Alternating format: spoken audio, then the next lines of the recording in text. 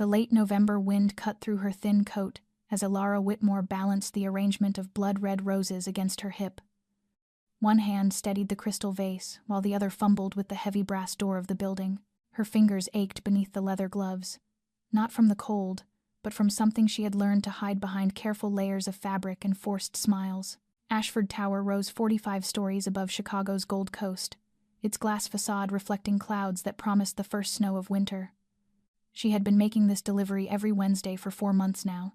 Always the same arrangement, always the same penthouse suite on the 45th floor. 42 roses, never 41, never 43, in shades of burgundy so deep they appeared almost black in certain light. The client had never left specific instructions beyond that number, but she had learned to read the silent language of flowers well enough to understand what this particular arrangement meant: power, obsession, and something darker she could not name. The brass interior of the elevator reflected her pale face back at her. 27 years old, but looking older today, exhaustion carved into the shadows beneath her gray eyes. She had covered the worst of the bruising on her throat with a silk scarf that morning, but the autumn light filtering through the elevator's glass panel was unforgiving. The cracked rib from last week still sent sharp pain through her chest with every breath. The painkillers she had swallowed before leaving her apartment were barely taking the edge off. Her auburn hair, normally worn loose around her shoulders, was pulled back in a severe bun that made her hollow cheekbones look sharper than they were. Professional, invisible, broken, the flower shop she had inherited from her mother 2 years ago was barely surviving. Whitmore Blooms occupied a cramped storefront in a neighborhood that straddled the line between revitalization and decay. Most days she worked alone, arranging bouquets for weddings she would never attend and funerals for people she would never meet. On nights when the shop's income was not enough, she worked the late shift at a bar downtown, pouring drinks for strangers while hiding her bruises beneath long sleeves. The $200,000 in medical debt from her mother's cancer treatment hung over her head like a guillotine. And then there was Lily, her 19-year-old sister, counting on her for tuition, for rent, for everything. This weekly delivery to Ashford Tower was her most lucrative account. The client paid 5 times her normal rate and always left a cash tip in an envelope at the concierge desk. That money kept her lights on and her sister in college, even if it could not fix everything else that was shattered in her life. Even if it could not make Marcus stop. The elevator chimed softly as it reached the 45th floor, and she stepped into the private vestibule that served only 2 penthouses. The door on the left bore a discreet brass number. She had never seen inside, never met the resident who ordered these weekly roses with mathematical precision. The arrangement was always left with building security, payment handled through a lawyer whose business card identified him only as R. Harrison Wells. She set the vase carefully on the marble console table beside the door, just as she had done every Wednesday for the past 4 months. Her ritual was precise. Arrange the roses so their blooms faced the door. Ensure no stray leaves marred the presentation. Adjust the card that bore only the Whitmore Blooms logo with no message.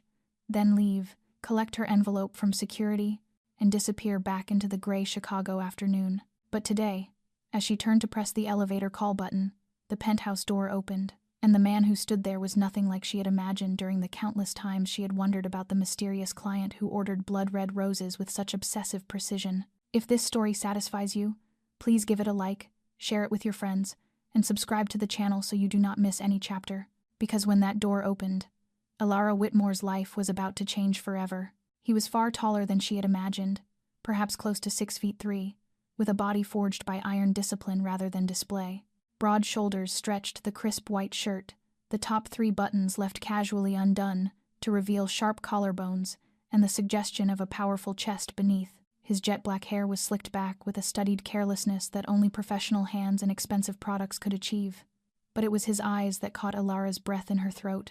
Steel gray, ice cold, with an intensity that made her feel pinned beneath a microscope. His face seemed carved from hard lines.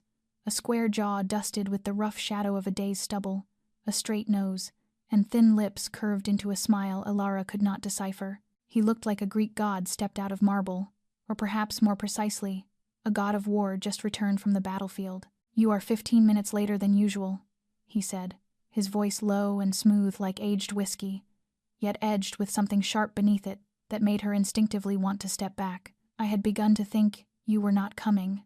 Alara blinked, unsettled by the remark. In the past 4 months, she had never once met this mysterious client, Never imagined he paid attention to the exact moment she arrived.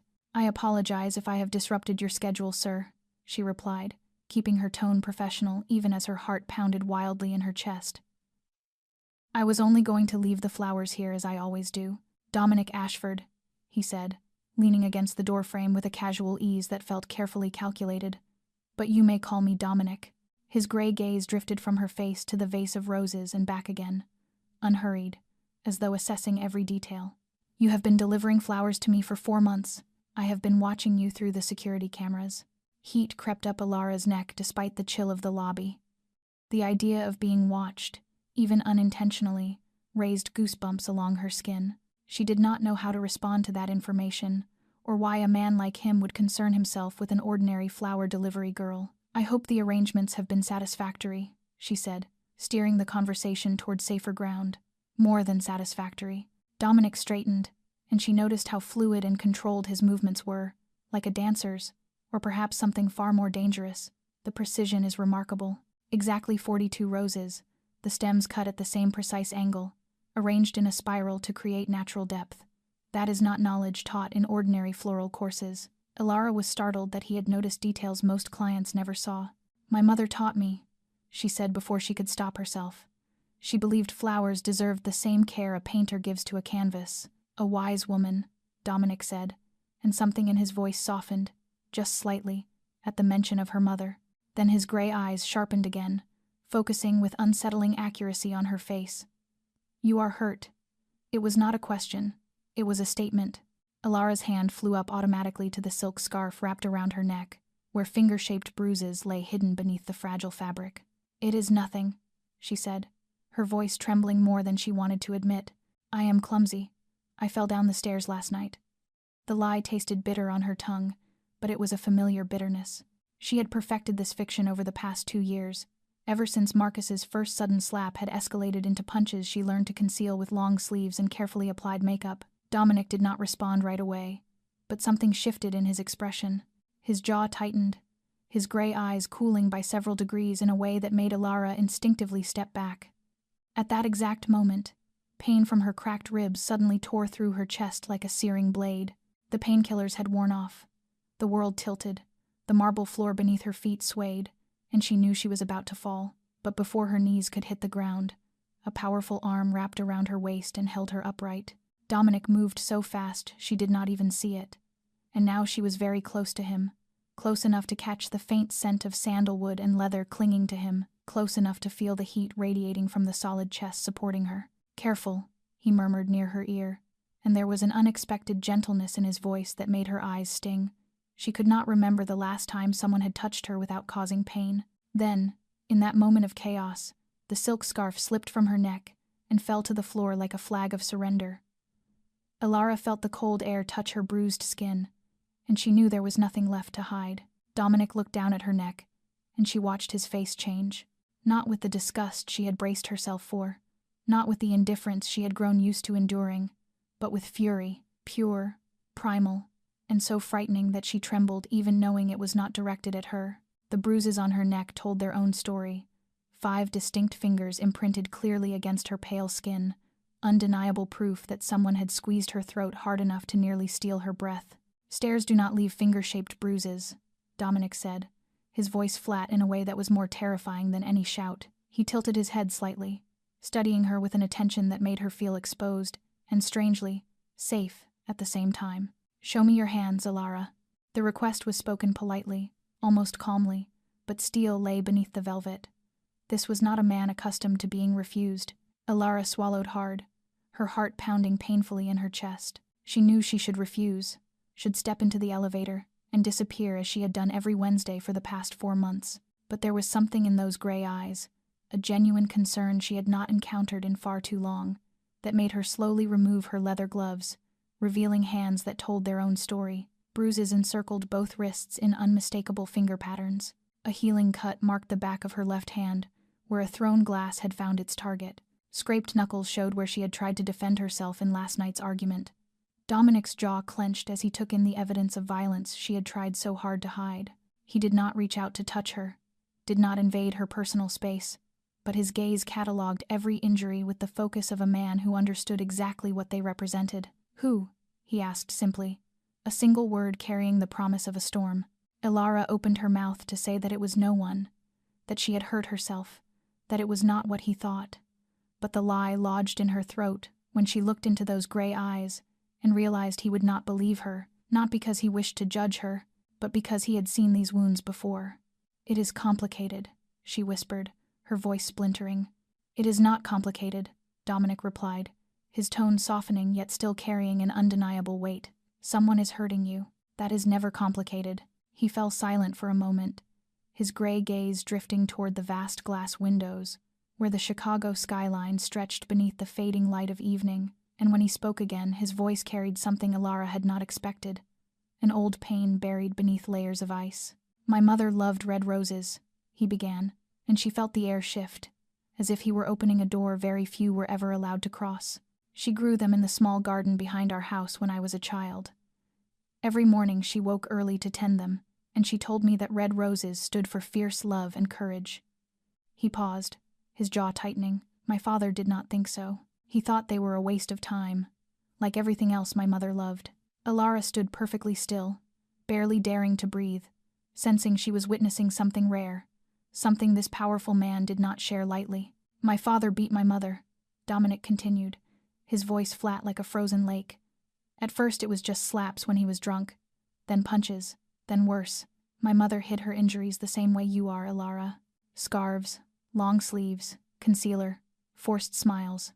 She told me everything would be fine, that my father was just stressed, that he loved us in his own way." Ilara's heart clenched as she saw the ghost of a 12-year-old boy in the eyes of the man before her. She knew how this story would end, could feel the tragedy coiling in every word. "My mother died when I was 12, Dominic said, and though his voice remained calm, Ilara saw his hand curl into a fist at his side. "My father hit her too hard one winter night. She fell, and her head struck the corner of a table. She never woke up. I stood there watching, 12 years old, unable to do anything to save her." Tears slid down Ilara's cheeks without her noticing. She cried for a woman she had never met, for the boy who lost his mother, and perhaps for herself as well. "I am sorry," she whispered, not knowing what else to say. Dominic turned back to her, and in that moment the ice fractured, revealing something achingly human beneath. "I swore I would never let that happen to another woman if I could stop it," he said. "I could not save my mother, but I can help you, Ilara. Let me give you a safe place. No conditions, no strings, just somewhere the man who is hurting you cannot reach." The offer hung in the air between them, both tempting and terrifying. Ilara wanted to say yes, every battered cell in her body screaming for her to accept, but fear had rooted itself in her bones, had become part of her after 2 years of living in hell. "I cannot," she said, her voice shaking. "You do not understand. If I leave, he will find me. He will make it worse. He has connections, power. I have no one. And my sister Lily? He has threatened to hurt her if I ever try to go." She stepped back toward the elevator, her heart breaking as she turned away from the only lifeline anyone had ever thrown her. "I have to go. Please forget what you saw today. I beg you." Dominic did not try to stop her. He simply stood there, tall and motionless like a statue, watching her with gray eyes that held something Ilara did not dare to name. But before she could press the elevator button, he moved, not toward her, but toward the console table where the roses filled the air with their scent. He opened a small drawer, took something out, then turned back to face her. "At least take this," he said, his voice no longer cold, replaced by something closer to urgency. He held out a small black card, sleek and minimal, with no name, no title, only a single phone number printed in silver ink. "Any time, day or night," Dominic said, his eyes locking onto hers with an intensity that made it hard to breathe. "If you need help, if things become too much, call this number. I will come. No questions, no explanations. Just call." Ilara looked at the card in his hand, small and seemingly harmless, yet she knew it represented something far greater. It was a promise, a lifeline, an emergency exit she had never imagined she might have. Her hand trembled as she took the card, their fingers nearly brushing in a fleeting moment. His skin was warm, and she did not know why that small detail sent a sharp ache through her chest. "Thank you, sir," she whispered, slipping the card into her coat pocket as though it were the most precious thing she had ever owned. though I do not think I will ever use it."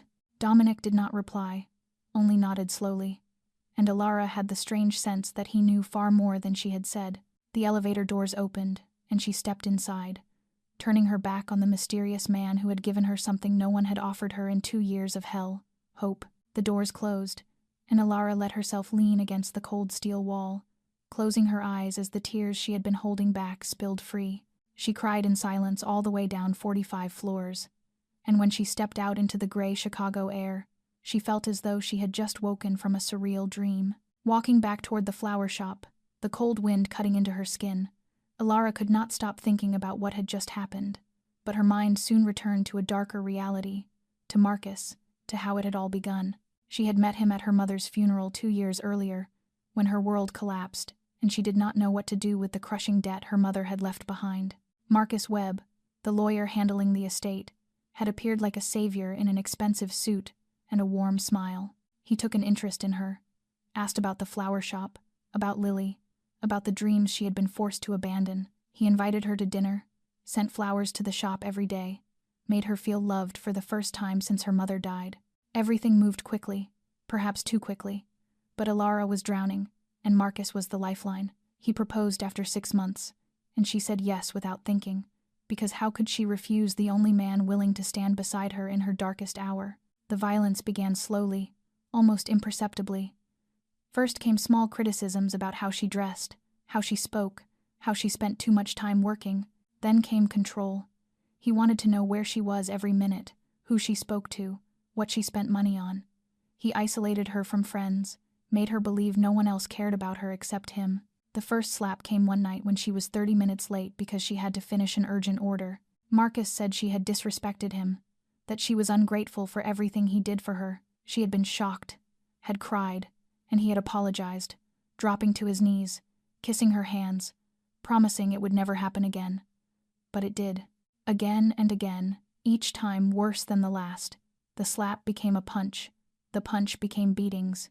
And now, 2 years later, Alara no longer recognized the girl she once was. She stepped into Whitmore Blooms, glanced around the cramped space where bouquets waited to be delivered, and her hand drifted unconsciously to her coat pocket where the black card lay. Part of her wanted to throw it away, to forget that her encounter with Dominic Ashford had ever happened. But another part, the part that had nearly died after 2 years of hell, clung to it as though it were her last breath. Alara returned to Marcus's apartment at 6 in the evening, 15 minutes earlier than usual, hoping that being on time would please him. She had hidden the black card inside the pocket of her bra, a place she believed Marcus would never think to look. She was wrong. He was sitting in the living room when she walked in, a glass of whiskey in his hand, cold eyes tracking her every movement. "I'm home," she said, forcing her voice to sound normal despite her heart racing wildly. "How was your day?" Marcus did not answer. He simply set the glass down on the table with a dull thud and stood up. At 5 feet 11, with broad shoulders and hands like hammers, he had always made Alara feel small and fragile, but today there was something different in his eyes, a madness she had never seen before. "Come here," he said, his voice so flat it was chilling. Alara wanted to run, but her legs felt nailed to the floor. She walked toward him one step at a time, and when she stood in front of him, he suddenly swung his arm and slapped her so hard she crashed to the floor. The blow came too fast, too unexpectedly. She did not even have time to raise her hands. Her cheek burned, her ears rang, and before she could understand what was happening, Marcus yanked her upright by her hair. "What is this?" he roared, and Alara saw the black card clutched in his other hand. Her heart froze solid. "You thought you could hide this from me," Marcus shouted in her face, his breath thick with alcohol. "You think I am stupid enough not to check your things? Whose number is this, huh? Who are you sneaking around with behind my back?" "No one," Alara sobbed, trying desperately to explain. "Just a client. He gave it to me when I was delivering flowers. I do not even know who he is, I swear." But Marcus did not listen. Blind jealousy swallowed what little reason he had left. He slammed her against the wall, and Alara felt agony rip through the ribs that had cracked the week before. She screamed, but the sound only drove Marcus further into rage. He kicked her in the stomach once, twice, 3 times, each blow carrying the full force of uncontrolled fury. Alara curled in on herself on the floor, trying to protect the most vulnerable parts of her body, but she could do nothing when Marcus dropped to his knees and began punching her face. Blood streamed from her nose, from her mouth, yet he did not stop. "You think you can leave me?" he snarled between punches. "You think someone out there is going to save you? No one wants you, Alara, no one but me. And if I cannot have you, then no one else is allowed to." Then his hands closed around her throat, squeezing hard, cutting off her air. Alara clawed at his arms, fighting desperately for breath. But Marcus was far stronger than she was. The world began to blur, black spots danced before her eyes, and she thought this was how she would die. Then Marcus released her, stood up, and looked down at her with contempt. "You are pathetic," he said, his voice cold as ice. "I am going to bed, and when I wake up, I want breakfast on the table. If you dare call anyone, I will kill your sister in front of you. Do you understand?" Alara nodded, unable to speak because her throat was swollen and crushed with pain. She lay there on the cold kitchen floor, listening to Marcus's footsteps fade away and the bedroom door slam shut. She tried to move, but pain tore through every part of her body. When she attempted to sit up, she vomited blood onto the floor, dark red like the roses she arranged every day. Something inside her had broken, not just ribs or organs, but something deeper, something fundamental. She lay there for hours, unable to stand, staring at the ceiling, while blood slowly seeped from her nose and mouth. She thought of her mother, of Lily, of the flower shop waiting for her to open its doors in the morning. She thought of the man with gray eyes who had offered her a safe place, and she wondered if he had truly meant it. She thought of death, and for the first time in her life, it no longer felt frightening. Then Lily's face appeared in her mind, her 19-year-old sister with a bright smile and dreams of becoming a doctor. If Alara died, who would pay Lily's tuition? Who would protect her from Marcus? She could not give up. Not yet. With a final surge of effort, Alara crawled toward her handbag, lying near the door where it had fallen during the attack. Her phone was inside, and the number on the black card? She had looked at it often enough to know it by heart. The kitchen clock read 1:47 in the morning when Alara finally managed to crawl to her handbag, every inch of movement a battle as her body screamed in pain with even the smallest shift. Blood had dried on her face, pulling her skin tight, and every breath felt like a knife being driven into her chest. From the bedroom came the steady sound of Marcus's snoring, heavy with alcohol, for he had finished another half bottle of whiskey after beating her, and now slept the deep, untroubled sleep of a man without a conscience. Alara knew this was her only chance. Her hands trembled as she fumbled inside the bag, swollen and bruised fingers searching for her phone, and when she finally grasped it, the glow of the screen stabbed at her eyes. She had to blink several times before the numbers came into focus.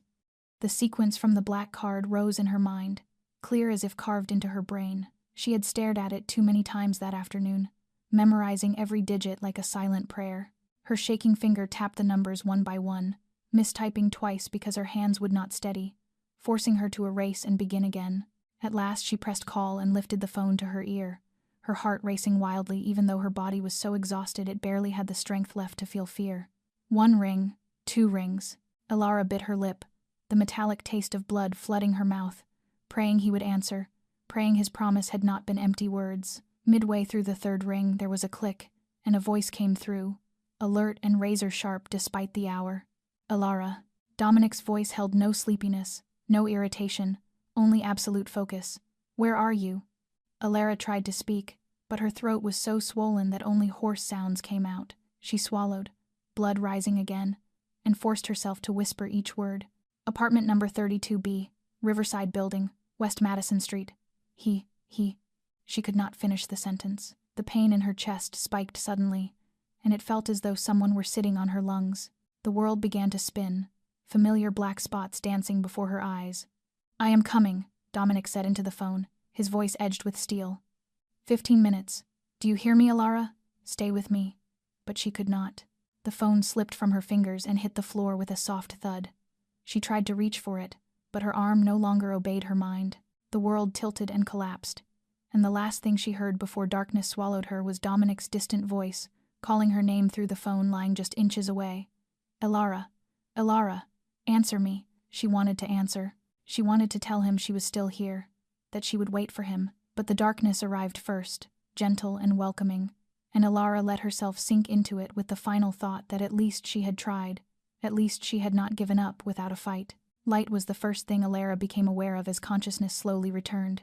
Not the harsh fluorescence of a hospital or the suffocating darkness of Marcus's apartment, but warm golden sunlight spilling through sheer curtains, dancing across her skin like a gentle morning greeting. She blinked, struggling to focus, and the room gradually came into clarity, a high ceiling traced with refined architectural lines, cream-colored walls adorned with expensive works of art, and the wide bed beneath her dressed in soft silk sheets. This was not anywhere she recognized. This was not any place she had ever known. "You are awake," a gentle voice said from beside the bed, and Alara turned her head to see a middle-aged woman seated in an armchair. She had dark hair threaded with silver pulled neatly back, warm brown eyes softened by the fine lines of someone who smiled often, and olive skin that hinted at Spanish roots. "Do not try to move too much," the woman said, rising and coming closer.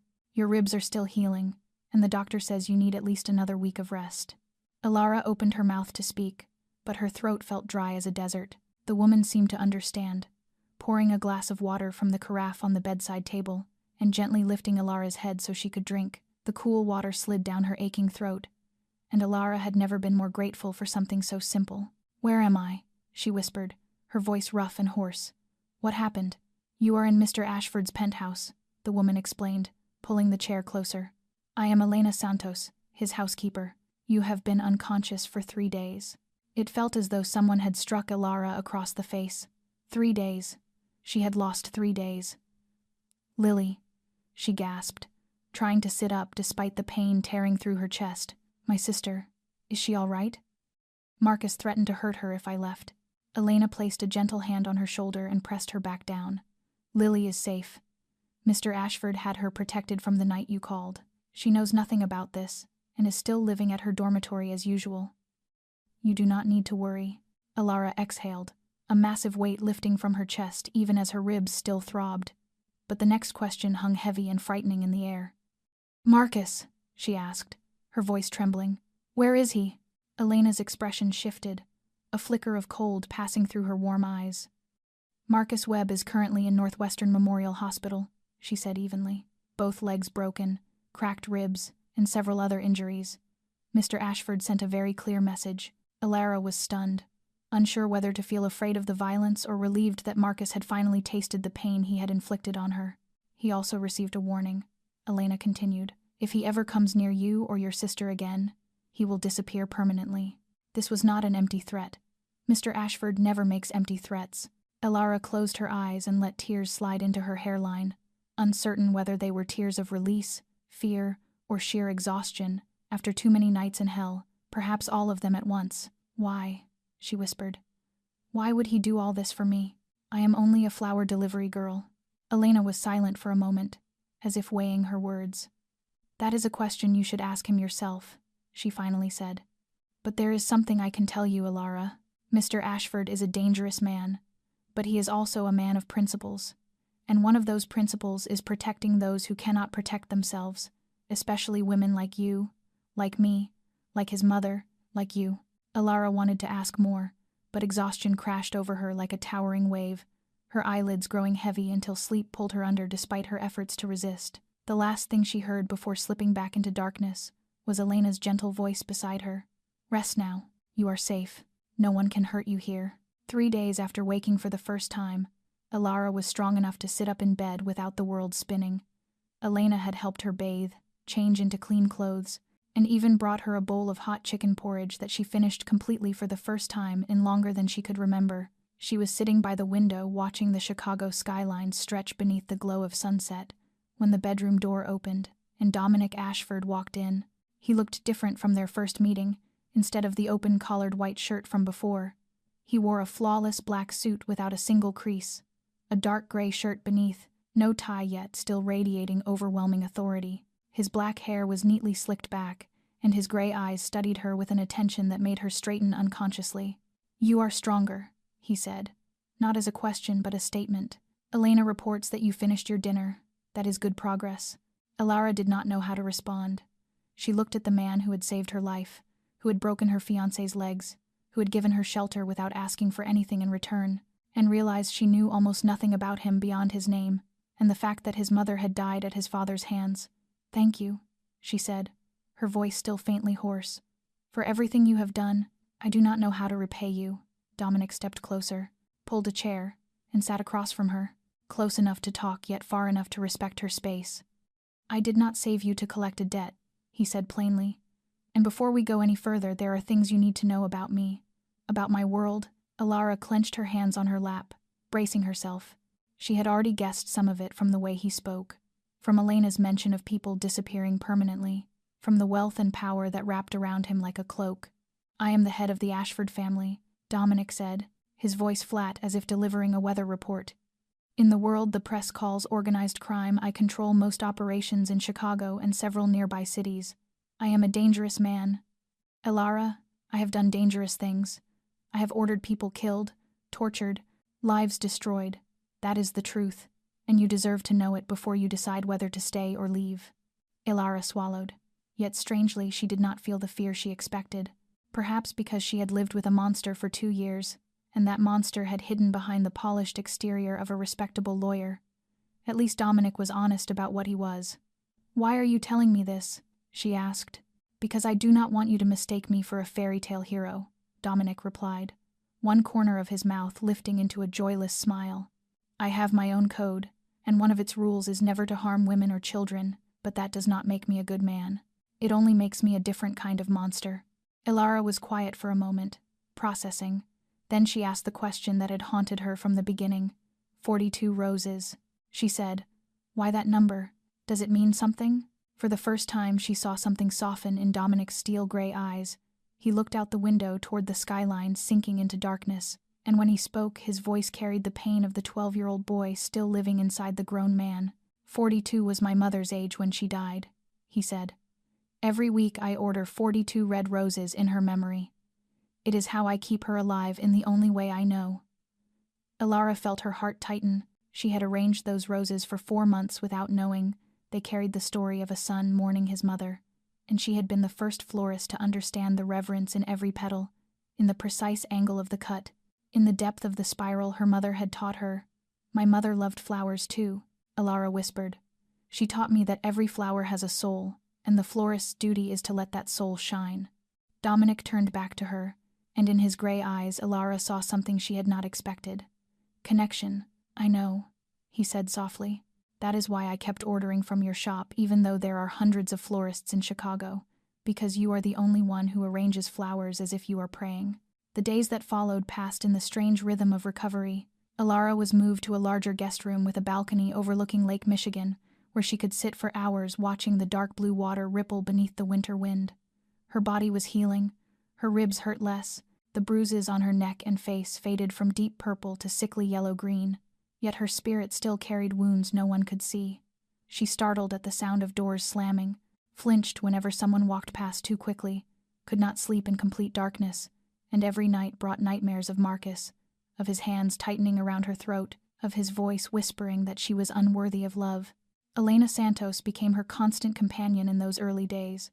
The gentle Spanish woman brought her meals on time, changed the sheets every morning, and sat beside her when sudden waves of panic crashed in. She did not ask questions, did not judge. She simply stayed, a steady presence in the chaos of Alara's mind. One afternoon, as Alara sat on the balcony with a cup of hot tea warming her hands, Elena brought a wool shawl and draped it over her shoulders. "The wind from the lake is very cold today," she said as she pulled a chair close and sat beside her. "You should not let yourself catch a chill while your body is still weak." Alara thanked her, and they sat in silence for a while watching gray clouds drift across the sky. Finally, Alara spoke, her voice low as if afraid to disturb the quiet. "Why are you so kind to me? You do not even know who I am." Elena smiled, but the smile carried a deep sadness. "I know exactly who you are," she said softly. "You are me 20 years ago." Alara turned to look at her in surprise. Elena sighed, her brown eyes fixed on the distant horizon. "My husband was a charming man when we first met," she began. "He spoke sweet words, brought me flowers every day, made me believe I was the luckiest woman in the world. We married after 6 months of dating, and I thought my life would be perfect from then on." Alara felt her heart tighten. Knowing where this story was headed, the violence began slowly. Elena continued, her voice even as if she were speaking of someone else. "First came criticism, then control, then slaps. I was pregnant with our first child when he kicked my stomach for the first time. I lost that baby, Alara covered her mouth as tears spilled over. "Oh, Elena, I am so sorry. I did not know." Elena patted her hand gently, her eyes warm despite the pain of the memory. "I stayed with him for 10 years, she said. 10 years of hell because I had no one. No money, nowhere to go. Then one night he nearly killed me. He beat me until I lost consciousness on the street after I crawled out of the house. The man who found me was Victor Ashford, Dominic's father." Alara blinked, scarcely believing what she was hearing. Dominic's father. But was he not the man who killed Dominic's mother? Yes. Elena nodded, her expression complex, ironic. "Is it not? The man who killed his own wife was the one who saved my life. Victor Ashford was a monster to his wife, but to those outside his family, he followed a rule of never harming women. He took me in, gave me work, gave me a place to live, and when Dominic grew up and took over the family, he kept me on and treated me like family." Alara fell silent, struggling to process it all. The world was far more complicated than she had ever imagined. Not simply good and evil, or black and white, but endless shades of gray woven together. Dominic witnessed his mother's death.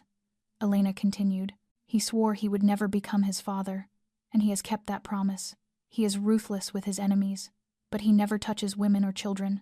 When he saw you, you reminded him too much of his mother, Alara, not in appearance but in the pain in your eyes. He could not save his mother, but he can save you." Alara let the tears fall freely now, no longer trying to hide them. She cried for herself, for Elena, for the woman who died at 42, and for the 12-year-old boy who saw what no child should ever see. "You will be all right," Elena said, squeezing her hand gently. "It took me many years to believe that I deserved happiness, but I finally did. And you will too, Alara. You just need time."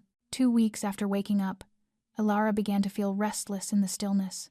Her body had healed enough to move comfortably, and her mind ached to do something beyond sitting by the window and sinking into her thoughts. One morning she mentioned to Elena that she missed her work with flowers, missed the feel of soft petals beneath her fingers, missed the sweet fragrance of roses and lilies filling the air. That afternoon, a small delivery truck arrived at the penthouse. Inside were dozens of potted plants of every variety, professional floral tools, ceramic and crystal vases in all sizes, along with soil and organic fertilizer. Elena smiled mysteriously as Alara stared at the delivery wide-eyed in disbelief. "Mr. Ashford said you may turn the balcony into anything you wish," she said. "He also said that if you need anything else, you should simply make a list." Alara did not know what to say. She stood among the vibrant flowers with emotion swelling in her chest until it was hard to breathe. No one had ever given her something without demanding something in return. No one had ever cared about what she needed, what made her happy. From that day on, the wide balcony of the penthouse slowly transformed. Alara spent hours each day planting and tending flowers, her hands working in the damp soil like a form of meditation. She planted red roses in memory of Dominic's mother, white daisies for purity, lavender to soothe the nerves, and yellow tulips to represent renewed hope. She began arranging flowers again, creating small compositions to place throughout the penthouse, a vase of lotus blossoms on the dining table, a basket of wildflowers on the living room bookshelf, a small bundle of lavender in the bathroom. Each morning she woke with a renewed sense of purpose, and each night she went to sleep feeling she had completed something meaningful. What she did not know was that Dominic often watched her from a distance. He would pause by the glass doors leading to the balcony, a cup of coffee in his hand, observing her as she bent over the plants with quiet focus and gentleness. Elena noticed those moments, noticed the way her employer's gray eyes softened as he watched the young woman slowly coming back to life among the flowers. "She is doing better," Elena said to Dominic one morning, as they stood in the kitchen, looking out at the balcony where Alara was watering newly planted roses. "The flowers are helping her heal." Dominic did not reply, but Elena saw the corner of his mouth lift slightly, a rare smile she had almost forgotten he was capable of. "My mother was the same," he finally said, his voice light as the wind. "She said flowers have the power to heal wounds that medicine cannot reach. I did not understand that when I was a child, but watching her now, I do." Outside, Alara lifted her head as if sensing someone watching her. Her eyes met Dominic's through the glass, and for the first time she smiled at him. A small smile, still hesitant, but real. Dominic nodded in response, and they both returned to what they were doing. Yet something in the air between them had shifted. An invisible thread was slowly being woven, binding two broken souls through the shared language of flowers and pain, of loss, and the quiet promise of hope reborn. A month passed faster than Alara ever imagined. The early days filled with fear and guarded caution, gradually giving way to a new rhythm of life, so gentle and strangely peaceful that at times she had to pinch herself to be sure it was not a dream. And the greatest change came in the evenings, when Dominic began coming home earlier, no longer eating alone in his office, but sitting with her at the long dining table adorned with flower arrangements she had created herself. At first, they ate in silence, with only the soft sound of cutlery against porcelain. But little by little, small conversations began to bloom. Dominic asked about her favorite flowers, about how she learned the craft from her mother, about childhood memories inside Whitmore Blooms, and Alara asked about his legitimate businesses, about the books lining the shelves in the living room, about the Italian landscape painting on the wall that he said came from his grandparents' homeland. Dinners stretched into conversations by the fireplace with glasses of wine in hand, and firelight dancing shadows across their faces. Alara discovered that Dominic loved classical music and read philosophy on sleepless nights, and he discovered that she once dreamed of becoming a designer before her mother fell ill and she left school to care for her. They spoke of missed dreams, of paths never taken, of how life sometimes pushes people into places they never imagined. And one night, as they sat together on the balcony amid Alara's small garden with the lights of Chicago glittering below, Dominic told her the rest of the story he had never shared with anyone, saying that he had told her his mother died when he was 12, but had never told her what came after. And Alara stayed silent, sensing the weight of what he was about to reveal, placing her hand gently over his as a wordless promise that she was listening. And he continued that after his mother died, his father drank more heavily and turned his anger toward his younger sister Alessia, who was only 9 years old, small and terrified, and began beating her the same way he had beaten their mother. And Dominic tried to protect her, taking the blows meant for her, but he was only a 12-year-old boy and could not always be there. And Alara felt tears rise but held them back, knowing he needed to finish. And he told her that one night when he was 18, his father came home drunk and began beating Alessia over some meaningless excuse, striking her with a belt and then with a bottle. And Dominic saw blood on his sister's face and the same fear in her eyes that he had seen in their mother's eyes before she died. And in that moment he knew that if he did nothing, his father would kill her as he had killed their mother. And he stopped, drew a deep breath, and said he took the gun his father kept hidden in a drawer and fired 3 shots, killing him instantly on the kitchen floor beside the shattered bottle and his sister's blood. And Alara tightened her grip on his hand because there were no words large enough for such a confession, and Dominic said the family covered it up, called it an accident, and placed him into succession earlier than planned. But Alessia never recovered, haunted by the violence she witnessed and by the blood of her father on her brother's hands. And 3 years later she took her own life by jumping from the Michigan Bridge into the lake, and he said he killed his father to save his sister and still lost her, and his voice broke at the end. And for the first time, Alara saw the powerful man before her as a lost boy, and without thinking she wrapped her arms around him and pulled him close, and he let her, not crying but trembling in her embrace as she held him tighter as if she could keep his broken pieces together, whispering that it was not his fault and that he did everything he could and was only a child trying to protect his family. And Dominic lifted his head, and their gray eyes met in the darkness, close enough that Alara could feel his warm breath on her lips. And then, without knowing who moved first, their mouths met, their first kiss soft as a falling petal, carrying the salt of tears not shed, and the tenderness of 2 wounded souls seeking healing in one another. And when they parted, Dominic looked at her as if she were a miracle he did not deserve, and whispered that he was not a good man. And Alara answered as her hand rose to cup his face, that she did not need him to be good, only real. That kiss on that night changed everything between them. Yet Dominic never rushed her. He continued to treat Alara with respect and patience, asking for nothing more than what she was willing to give. They kept sharing dinners, late-night conversations by the fireplace, and occasional gentle kisses on the flower-filled balcony. But Alara began to feel restless with a different kind of unease. She had been there for nearly 2 months, fed, cared for, protected, without contributing anything in return, and she missed her flower shop, missed the feeling of independence, missed earning her own living and making her own choices. One morning as they ate breakfast together, Dominic set down his coffee and looked at her seriously. "I want to talk to you about the flower shop," he said. Alara looked up in surprise. She had tried not to think about Whitmore Blooms, about the shop she had been forced to abandon, the customers she had lost, the legacy of her mother slowly fading without care. "I had someone check on your old shop," Dominic continued. It is still there but needs significant repairs. However, I do not believe the location is safe anymore. Marcus knows the address. And even though he is afraid now, I do not want to take that risk." Alara's heart sank. She had known this, but hearing it spoken aloud still hurt. "I want to propose another solution," Dominic said as he took a folder from the leather briefcase beside him. "There is an available space in the River North District, a prime location near high-end restaurants and art galleries. I want to invest so you can open a new flower shop there." Alara looked at the documents and then at him, emotions colliding in her chest.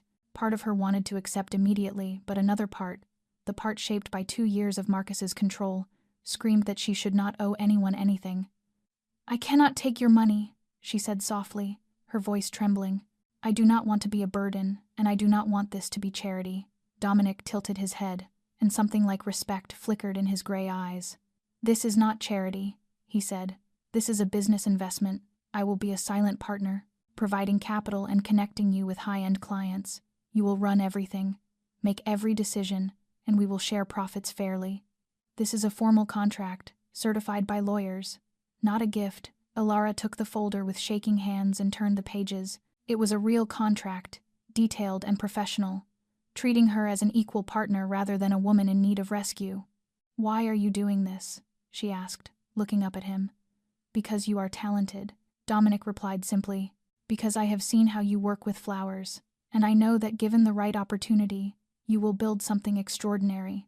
And because I believe you deserve the chance to prove that to yourself, not to me or anyone else."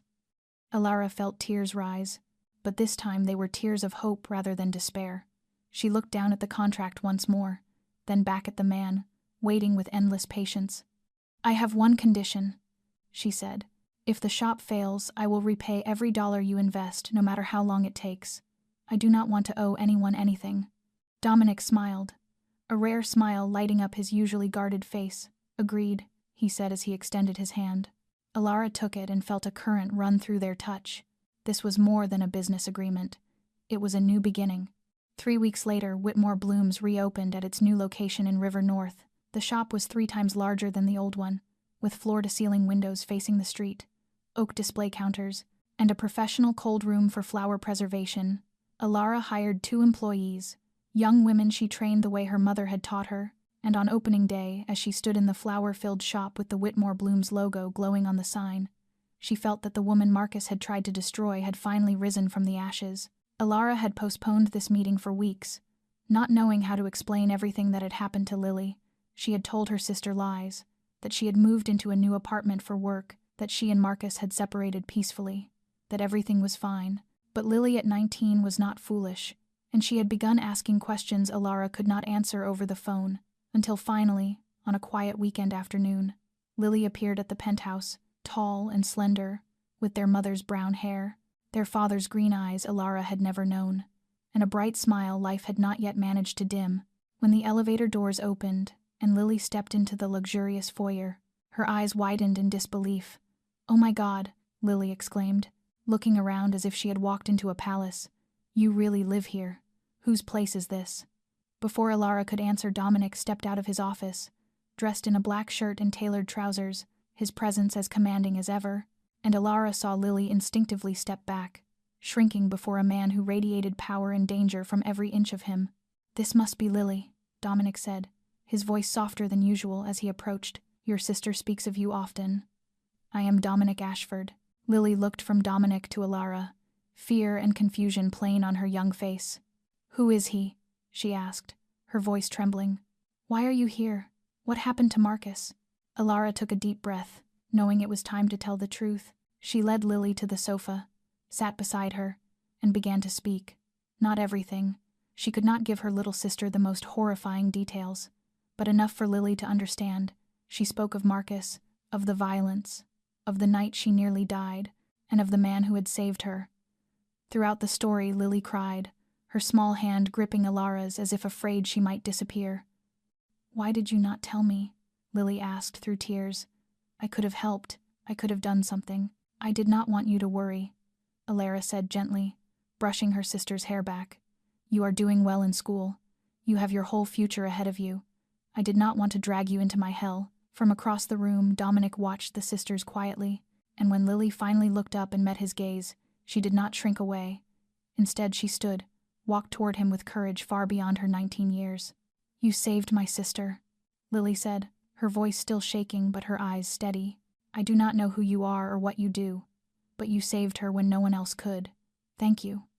Dominic looked at the young woman and something softened in his usually steel-cold eyes. "Your sister is the most important person in her world," he said, "and anyone who matters to Alara is protected.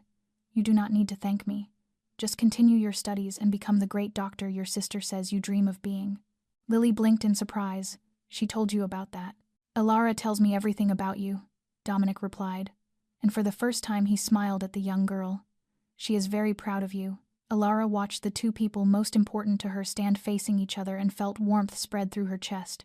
Lily stayed for dinner that night, and Alara saw her sister slowly relax, watching the way Dominic pulled out Alara's chair, the way he poured her wine, the way he listened when she spoke, and the way his eyes softened every time they found her.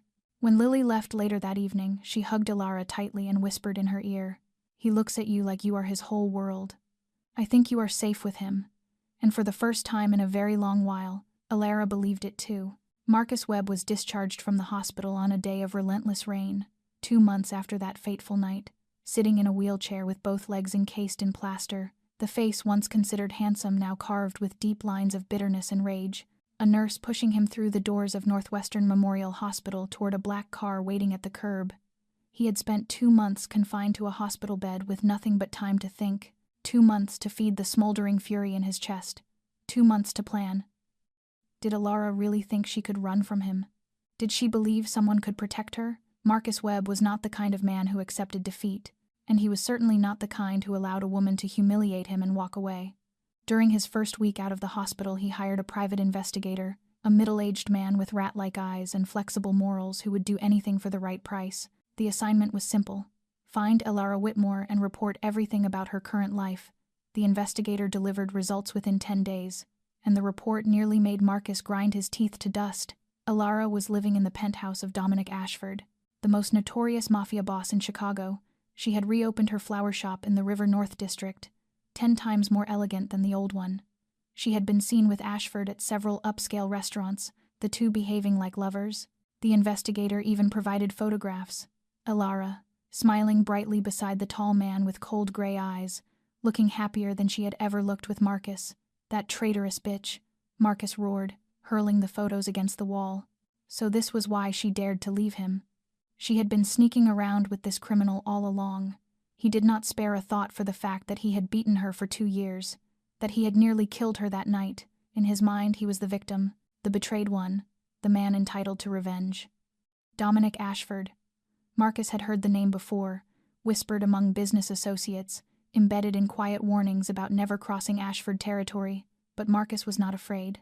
He was a lawyer with connections to Illinois state senators, to the city police commissioner, to people with real power in the legitimate world.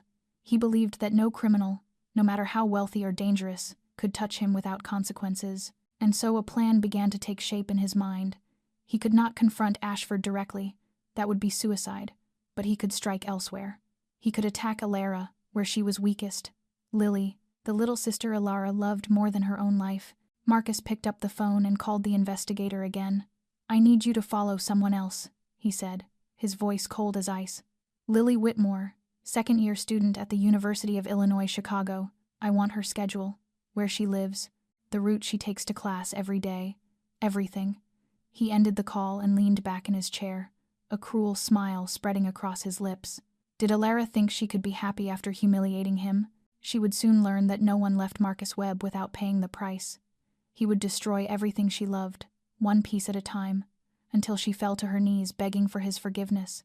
And even then, he would not stop. Outside the window, the rain continued to fall without mercy, as though the sky itself were mourning what was about to come. The message arrived at 3 in the afternoon, while Alara was arranging a bridal bouquet for a VIP client at the shop. Her phone vibrated, and when she glanced at the screen, the blood in her veins turned to ice. An unknown number, yet the content was unmistakably familiar. A photograph of Lily walking along the path leading back to her dormitory, backpack on her shoulders, earbuds in her ears, completely unaware that someone was watching her. Beneath the image, a single line of text made Alara's knees buckle. "Your sister looks so sweet. It would be such a shame if something happened to her. Would it not? Come back to me, Alara, or she will pay the price for you. Alara did not remember how she left the shop, only that the next moment she was sitting in a taxi, trembling uncontrollably, her phone clenched so tightly in her hand that her knuckles had gone white. She had to go. She had to leave Chicago immediately, take Lily with her, disappear somewhere Marcus could never find them. She could not allow her sister to be hurt because of her. She could not allow history to repeat itself. When she reached the penthouse, Dominic was standing in the living room with a phone pressed to his ear, his expression set like stone. Dante Moretti, his right hand, stood beside him looking equally tense. They both turned at the sound of the elevator doors, and Dominic ended the call the instant he saw the color drain from Alara's face. "You know," he said, "not a question. My people just confirmed it.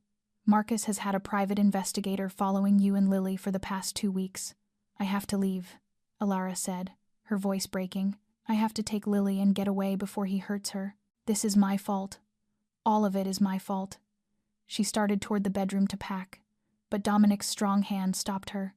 He turned her to face him, his gray eyes locking onto hers with an intensity that froze her in place. "You are not going anywhere," he said, his voice firm even as his hand brushed her cheek with unexpected gentleness.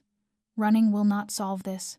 Marcus will keep hunting you wherever you go, and you will live in fear for the rest of your life.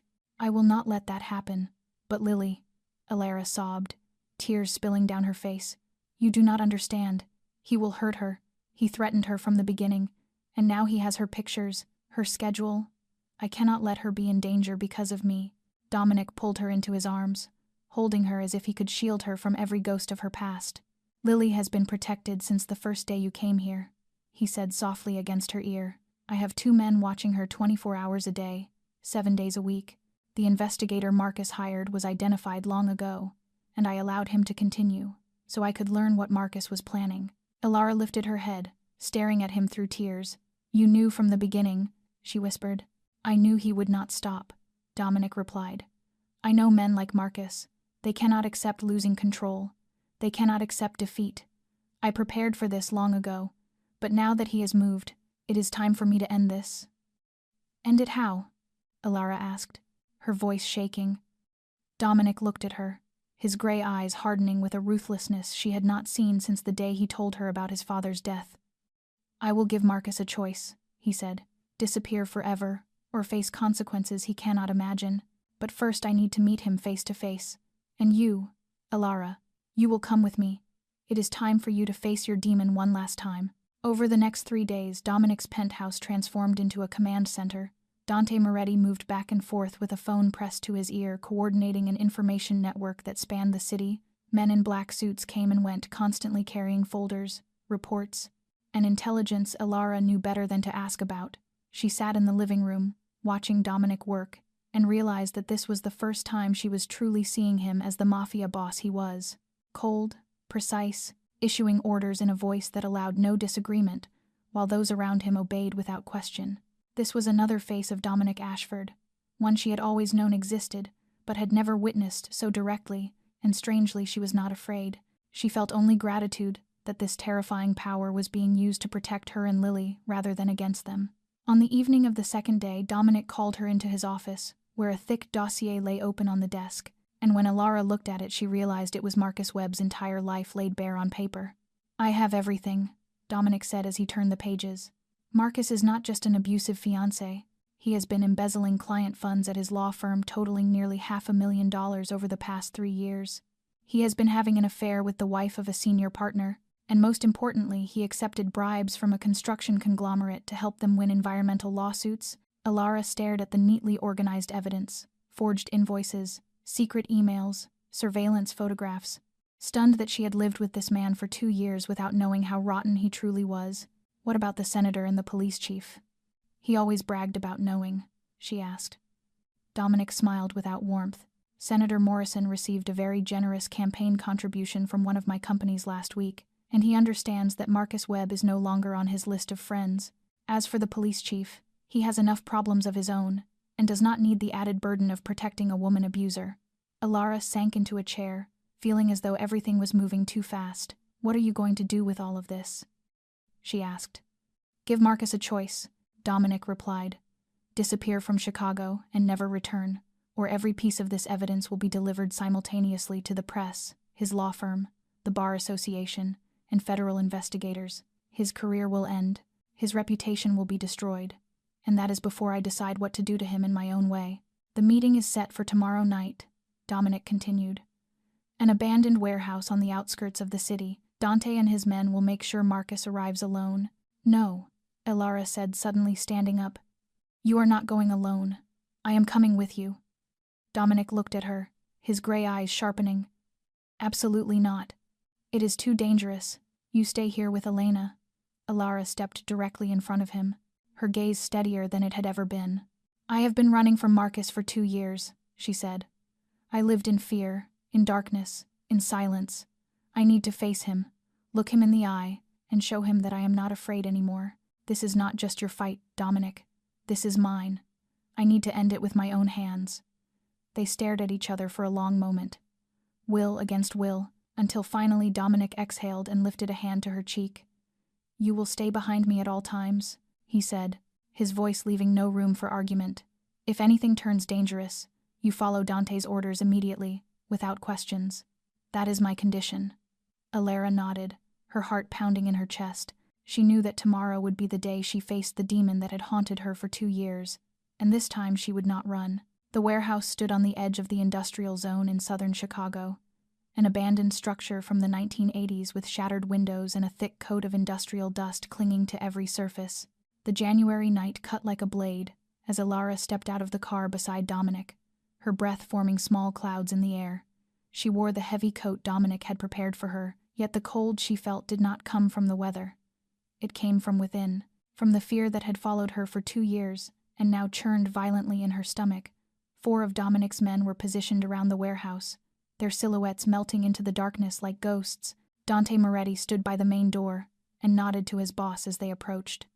He has been inside for 15 minutes, Dante reported, alone as agreed. Dominic took Elara's hand and squeezed gently in reassurance. Are you ready? He asked, his gray eyes searching her face for any sign of hesitation. Elara drew a deep breath, filling her lungs with icy air, then nodded. She was ready. She had to be ready. The rusted metal door screeched as it opened, and they stepped inside. Dim light from a handful of old industrial bulbs barely illuminated the vast, dusty space filled with abandoned machinery. And in the center of the warehouse, seated on a metal chair with both hands resting on his knees, was Marcus Webb. He had recovered from the beating 2 months earlier, but the marks remained. A small scar on his forehead, a faint wince when he shifted his legs. Yet his eyes, the green eyes Elara had once thought beautiful, still held the same cruelty and arrogance as the day she first met him. When Marcus saw Elara enter behind Dominic, his lips curled into a sneer. "Oh, you brought your whore with you," he said, his voice pretending calm, though Elara heard the fear beneath it. "Elara, you look better. I suppose the life of a kept woman suits you." Elara felt her body stiffen as the familiar words cut into her like knives, but Dominic's hand on her back, warm and steady, reminded her she was not alone anymore. Dominic stepped forward without haste, each footstep echoing through the empty space. He stopped several meters from Marcus and looked down at him with steel-gray eyes. "You received my message," Dominic said evenly. "You know why you are here, to hear you threaten me." Marcus scoffed. "I am a lawyer, Ashford. I have connections to people with real power, not criminals like you. What do you think you can do to me?" Dominic pulled a thick file from his coat and threw it at Marcus's feet. Papers spilled across the filthy concrete floor. Evidence of every crime Marcus had committed laid bare, embezzling $500,000 from clients, having an affair with a partner's wife, taking bribes from a construction conglomerate, and most importantly, witnesses ready to testify about your abuse of Elara over the past 2 years. Marcus's face drained of color as he stared at the documents. He bent down to pick one up, then another, his hands trembling as he read. "Where did you get these?" he asked, his confidence faltering. "That does not matter," Dominic replied. "What matters is that I have them, and the Senator Morrison you like to boast about sends his regards and says you should forget his number." For the first time, Elara saw genuine fear in Marcus's eyes. He was no longer the one in control. He was prey-cornered, and he knew it. "What do you want?" Marcus asked hoarsely. Elara stepped forward to stand beside Dominic and felt a strength she never knew she possessed surge through her chest, She looked directly into the eyes of the man who had once terrified her so completely she could barely breathe, and she no longer saw a monster, she saw a coward. A man strong only when facing those who could not defend themselves. "Listen to me, Marcus," she said, her voice steadier than she expected. "You made me believe I did not deserve love. You made me believe I was weak and worthless, and that no one would ever want me except you. You nearly killed me." She pulled the engagement ring she had kept all this time from her pocket, the diamond catching the dull yellow light. "But you were wrong. I am not weak. I survived the hell you created, and I stood back up stronger than ever. I do not need you. I never needed you." She threw the ring at Marcus, metal and diamond striking his cheek before clattering to the floor. "This is the last time you will ever see me," Alara said. "Disappear from my life. Disappear from Chicago, and never think about me or Lily again. If you dare return, what happens to you next will make you wish you were never born." Marcus stared at her, and in that moment the mask of confidence collapsed completely. He saw the woman he had tried to destroy standing before him, no longer trembling, no longer pleading, no longer afraid, and he understood that he had lost. Silence settled over the warehouse, heavy as the industrial dust coating every surface. Marcus sat there with his shoulders slumped, his gaze moving from the scattered papers on the floor to Dominic's ice-cold face, and then to Alara, standing upright with a confidence he had never seen in her before. He had lost, and he knew it. "You have two choices," Dominic said, his voice as calm as if discussing the weather.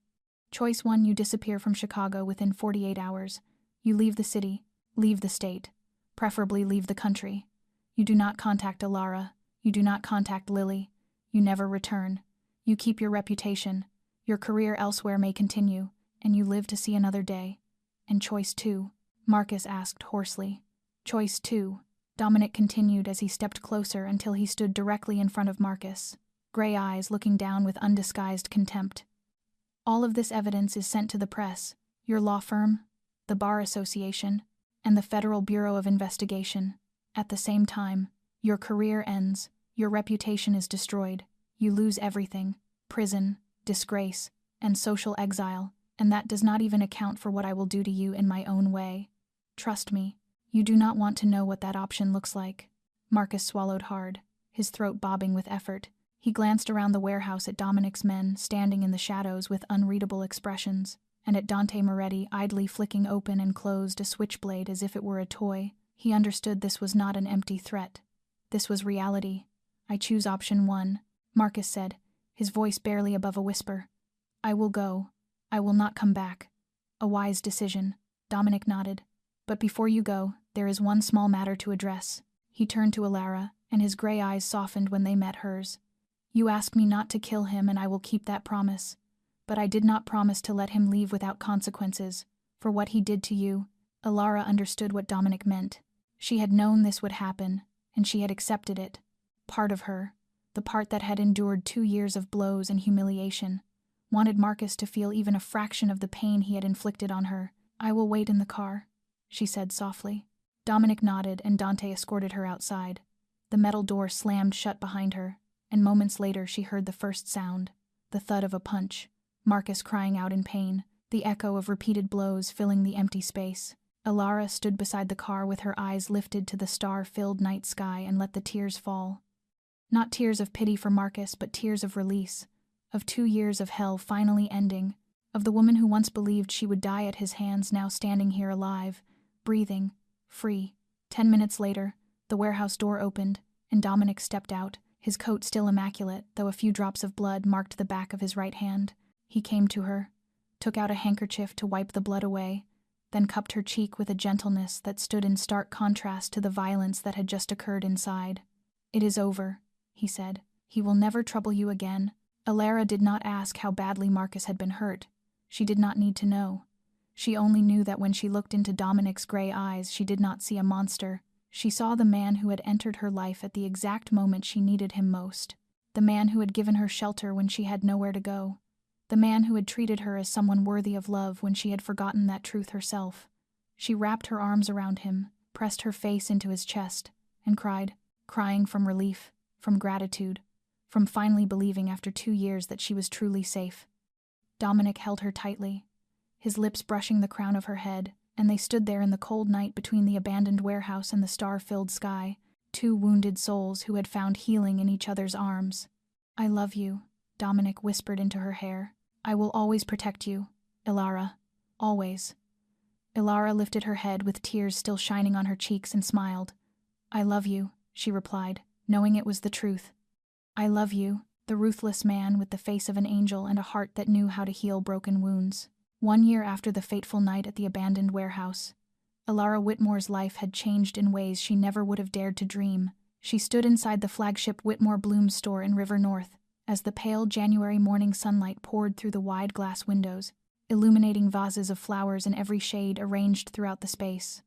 This was one of 3 locations she had opened over the past year, each carrying her signature, each designed in a way her mother would have been proud to see if she were still alive. Ilara rested a hand on her abdomen, where a gentle curve was now visible beneath her cream-colored wool dress. 4 months. She had been pregnant for 4 months, and every morning she still woke in disbelief that a small life was growing inside her, living proof of the love she shared with Dominic. When she told him 2 months earlier, the man who had always mastered his emotions had broken down in tears. Dominic Ashford, the most powerful Mafia boss in Chicago, had dropped to his knees in front of her and wept like a child, his hands cradling her belly as though it held the greatest treasure in the world. The wedding followed 3 weeks later, a quiet ceremony held at the country estate Dominic had purchased as a wedding gift.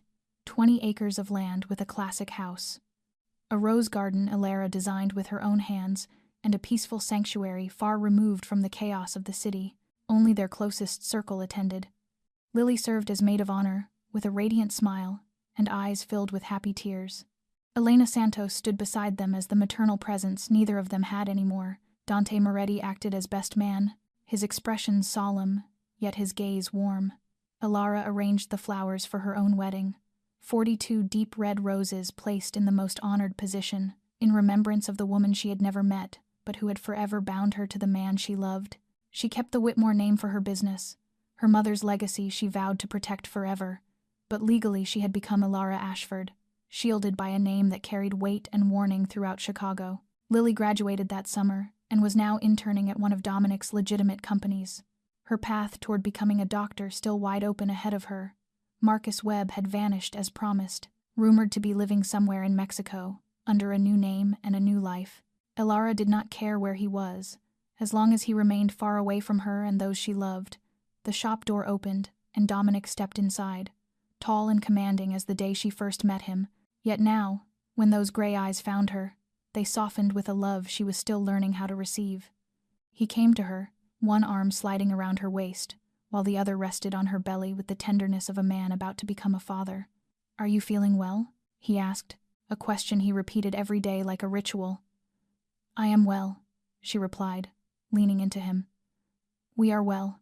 Ilara looked around her flower shop, at her employees working, at the vibrant arrangements, then up at the man holding her.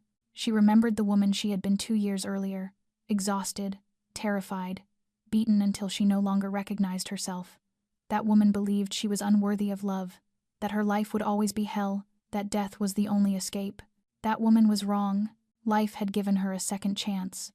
A man who honored her strength within her vulnerability, a new family, a thriving career, and a child growing safely within her.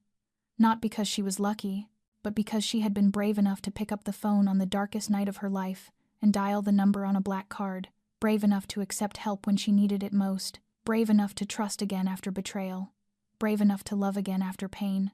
"What are you thinking about?" Dominic asked softly, his fingers brushing her cheek. Ilara smiled, the smile of a woman who had found peace after the storm. "I am thinking about 42 roses," she said, "about how one mysterious order changed my entire life, about how fate sometimes disguises itself as coincidence to guide us exactly where we belong." Dominic smiled, a rare smile meant only for her, not fate. "My love, it was you. You were strong enough to survive, brave enough to ask for help, and extraordinary enough to make a man like me believe in love again." They stood there among the flowers, a powerful man and a woman once broken, finding redemption in each other's arms, and beyond the glass windows snow began to fall gently over the streets of Chicago, as though nature itself were blessing a love story that had bloomed from the ashes of suffering. The story of Ilara and Dominic leaves us with many powerful lessons about life, First and foremost, no one ever deserves to endure abuse in any form. If you or someone you know is living in a similar situation, remember there is always a way out. There is always someone willing to help, and asking for help is not weakness but courage. Second, true love does not control or harm. True love supports, protects, and respects the independence of the one it loves. And finally, no matter how dark the past may be, we can always rebuild our lives from the ashes if we are brave enough to take the first step. Thank you for staying with this story until the very end. If Alara and Dominic's journey touched your heart, please like and share this video with your friends and loved ones. Do not forget to subscribe and turn on notifications so you never miss our daily emotional stories. We would truly love to hear your thoughts. Which character stayed with you the most? Which moment moved you deeply?